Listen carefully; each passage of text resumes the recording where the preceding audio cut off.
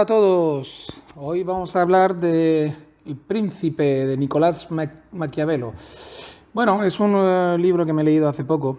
Bien, yo quisiera hacer aquí una pequeña reseña, digamos que vamos a analizar un poquito este libro, pero de una forma muy sucinta por una parte y un poco original. Es decir, yo lo que es que realmente como este libro me pareció más un manual de lavadora, si digo la verdad. Si os digo la verdad, me pareció más una especie de manual de lavadora. O sea, es un libro que, y me explico, que básicamente es una especie de manual de cómo conseguir retener el poder en 3 tomos. O sea, es decir, era realmente un libro que él escribió pues pensando en un príncipe concreto, de donde él vivía en aquellos tiempos, para ganarse sus favores y para caerle bien y para darle consejos, ¿no? Entonces realmente es un libro que de alguna forma, lo que pasa es que él le quiso dar un toque más universal y un poco daba como consejos para no personalizarlo tanto y no vaya a ser que se enfadara si hay alguna cosa que él no podía aplicar o no le gustaba de lo que estaba escrito. Él lo hace como un manual un poco general, ¿no? De cómo comportarse, de cómo debería comportarse un príncipe, un rey o cualquier persona poderosa si quiere retener el poder por una parte y subyugar pues sus adversarios, ¿no? Por otra parte, ¿no? Y de alguna forma es una especie de manualito en el cual él da consejos, se remite hay que pensar que es un libro que se escribió, claro, no recuerdo bien el año exactamente, pero bueno, yo diría que era 1600 y algo, ¿vale? Entonces, claro, él se refiere en aquella época a lo que es historia escrita, no había mucha, y además la única historia de la que podían tirar muchas veces se tenían que remontar a los romanos y a los griegos, básicamente, porque poca cosa se había dejado escrita y digamos, pocos documentos había sobre la historia post-romana, digamos, ¿no? En Europa. Entonces, de alguna forma, encima que se remetían a la historia militar o querían hacer símiles o comparaciones, tenían que remontarse a realmente muy lejos, ¿no? A Alejandro el Magno y cosas por el estilo.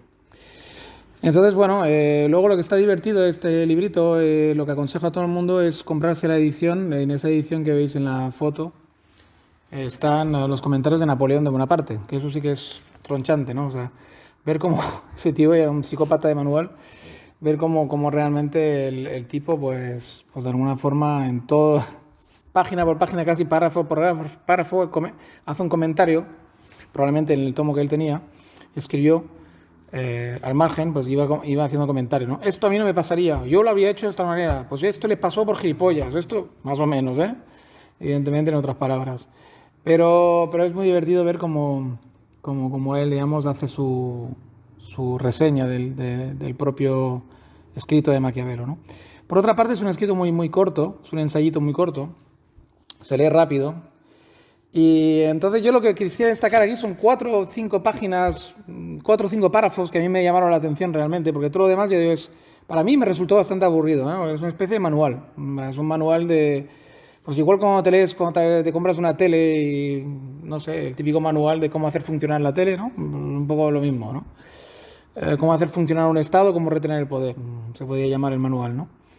Tiene su gracia en algunos párrafos, sobre todo a nivel histórico, pero aparte de eso, la verdad, no tiene mucho, ¿no? Pero yo sí que destaco 2 o 3 párrafos que me han hecho especialmente gracia, porque son cosas que tú notas como que nuestros dirigentes actuales y la forma de llevar un Estado actual, pues en alguna forma o lo aprendieron directamente de él o da la casualidad que se parece mucho a lo que él dijo, ¿no?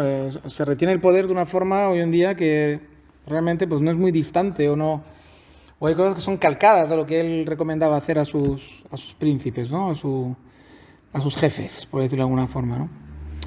Bien, empezaremos por el primer párrafo que me llamó la atención. Es uno que dice así como el vulgo, se refiere al vulgo, antiguamente era el pueblo, lo que se dice hoy en día el pueblo. El vulgo siempre cree en las apariencias, o sea, en lo que ve, ¿vale?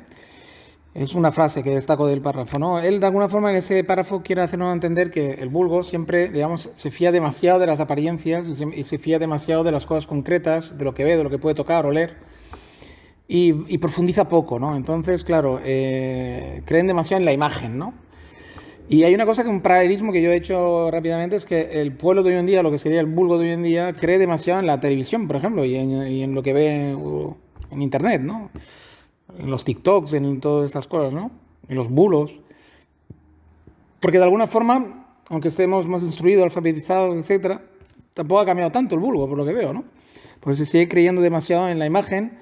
La imagen es Dios, ¿no? De alguna forma, y poco pues en lo que se puede leer o en lo que puedes pensar o puedes analizar tú mismo de una situación, ¿no? Se dejan de impactar demasiado por las imágenes, por las apariencias, digamos, ¿no? O sea que seguimos igual que en sus tiempos, hemos evolucionado poco.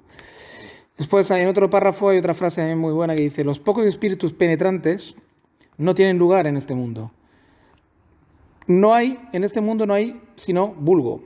O sea, que de alguna forma también quiere decir, pues hoy en día pasa algo parecido, la gente que intenta pensar, razonar, que intenta ser un poco más consciente de lo que ocurre a su alrededor, pues tiene poco sitio, ¿no? En la política, por ejemplo, ¿no? Hoy en día realmente tú ves los políticos, es un erial, ¿no? En ese aspecto prácticamente no hay ningún político que realmente tenga, que tú le veas que realmente es un espíritu penetrante, ¿no? Alguien que realmente piensa, alguien que realmente tiene digamos, ese don de analizar, de ser una persona filósofa, ¿no? O alguien crítico, alguien que realmente...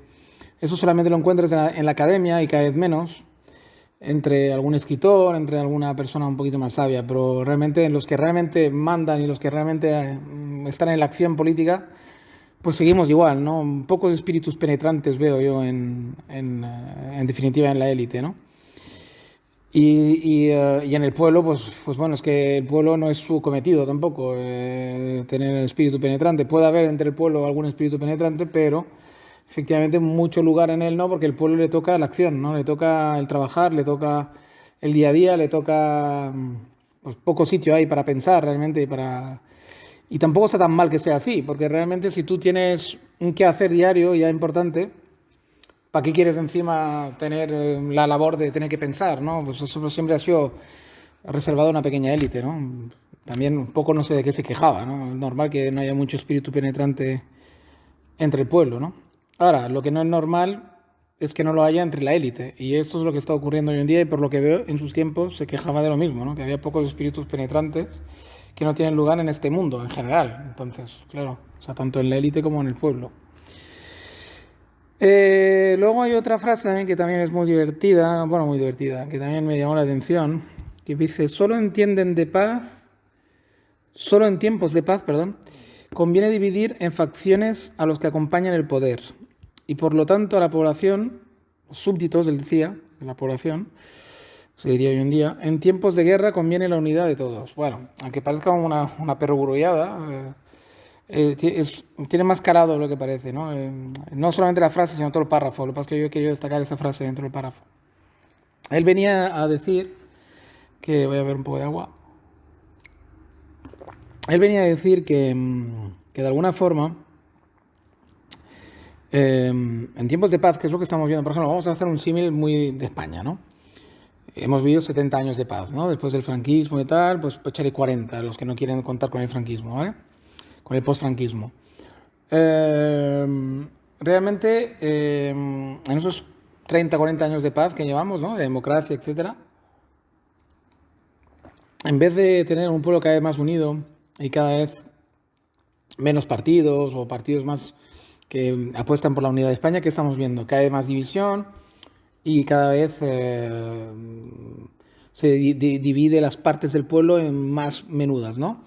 Las mujeres, los heterosexuales, los gays, catalanes, vascos, tal cual, pascual, izquierda, derecha, ¿no? Vox, tal. Entonces, digamos, de alguna forma, pues, veis que los tiempos, una vez más, no han cambiado, ¿no? O sea, en tiempos de paz divide al pueblo, ¿no? Y así los gobernantes pues están como más tranquilos, ¿no?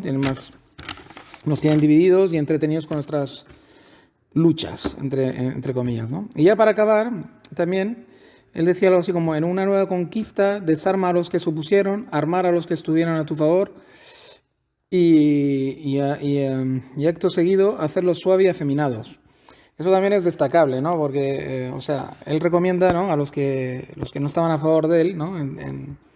Que los hagan suaves y afeminados, ¿no? O sea, es decir, de alguna forma es un poco lo que está pasando también actualmente. Si os fijáis, todo está hecho de una manera para que los hombres, que se supone que son la parte más violenta dentro de la humanidad, aunque las mujeres también son violentas cuando quieren, y mucho, pero bueno, vamos a poner que los más brutos, los que han servido siempre para la guerra, somos los hombres, ¿no?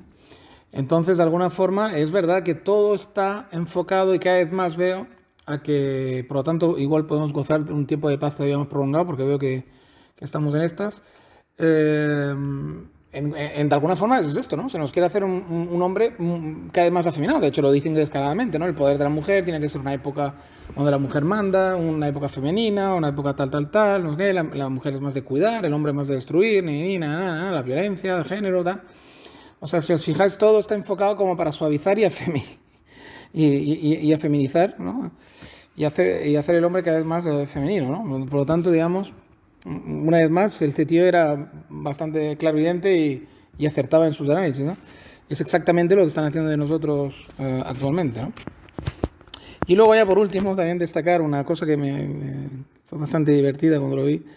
El tío menciona a Fernando de Aragón y le dedica unas páginas. Y hay una cosa que destaco porque es una... Bueno, hay que pensar también en cuándo estuvo escrito esto, ¿eh? Estuvo escrito justamente cuando España era dominante en Europa totalmente, una dominación, una hegemonía.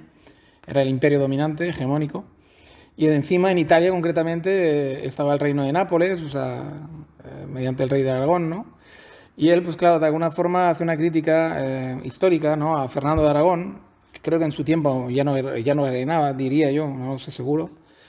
O igual sí, no lo sé. El caso es que se mete con él y le hace una crítica feroz. Pero claro, hay que pensar que los italianos en esa época, y más los que tenían sentido de Estado como Maquiavelo y un sentido histórico, estaban muy cabreados con España porque, claro, les habían invadido Nápoles, Cerdeña y no sé cuántos más condados, ¿no? Eran españoles dentro de Italia. Por lo tanto, había dominación española y, bueno, como siempre, pues el extranjero se le odia, ¿no? El ocupante, ¿no? Y entonces, de alguna forma, yo enmarcaría esa crítica dentro de la circunstancia histórica, ¿no? De hecho, pues él hace eso, ¿no? Dice o sea, lo critica porque o sea, atribuye a la suerte la reconquista de alguna forma, ¿no? Lo cual ya es un poco injusto, bastante, a la buena fortuna y a su utilizar a la religión para tener a todos los caballeros castellanos ocupados en esa guerra sin fin contra el moro, ¿no? Reconquistando y con la cristiandad digamos, de excusa, ¿no? Y gracias a esto, pues con los apoyos de toda la cristiandad a esos reyes hegemónicos españoles, ¿no? Entonces, de alguna forma, lo critica cuando, estoy seguro que Maquiavelo, si le hubiera pasado lo mismo, si Italia es la que hubiera estado media invadida por el Islam o por los moros, o por el Islam, se puede decir, ¿no? Digamos, de alguna forma, pues habría aplicado todo su manual de cómo retener el poder, de cómo derrotar a sus enemigos, dedicado en contra del moro, ¿no? Y sin embargo critica a la reconquista española contra el moro, de alguna forma, por la rabia que le tenía y por los celos y la envidia, ¿no? Está clarísimo, porque no tiene ningún sentido, ¿no? Tan estadista como era él y tan unitario que plegaba, o sea, él todo el rato estaba de alguna forma, intercediendo por la unidad de Italia, ¿no? Se lamentaba de que Italia estuviera dividida en un montón de ciudades-estados, etcétera, y de alguna forma tenía nostalgia por el Imperio Romano y la unidad que eso supuso, etcétera, de la península itálica.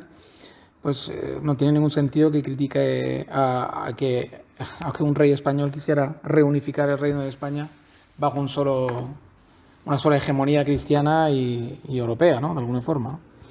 Cazando al ocupante, que al final el Islam y los árabes no eran más que ocupantes, aunque llevaran ya muchísimos siglos ahí, pero no dejaban de ser ocupantes. Por lo tanto, es normal que uno quiera recuperar su territorio, ¿no? Si está ocupado. Pues nada, entonces por ahí hasta ahí lo dejaremos. Todo eso me pareció una cosa. Eso es lo que destacaría, poco más del Príncipe. Yo pensaba que iba a destacar más pasajes, luego otros demás pues están bien, pero a mí me parecieron un poco aburridotes.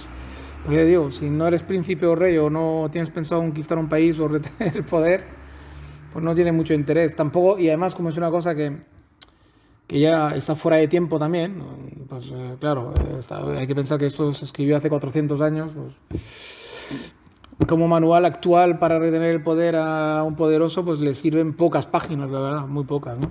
Ya Napoleón criticaba a pie de página casi todos los párrafos, o sea que y habían pasado apenas 200 años o 150 años, ¿no? O 100 y algo de años, no creo que ni que llegara a 200, cuando él cayó en sus manos pues un ejemplar del Príncipe.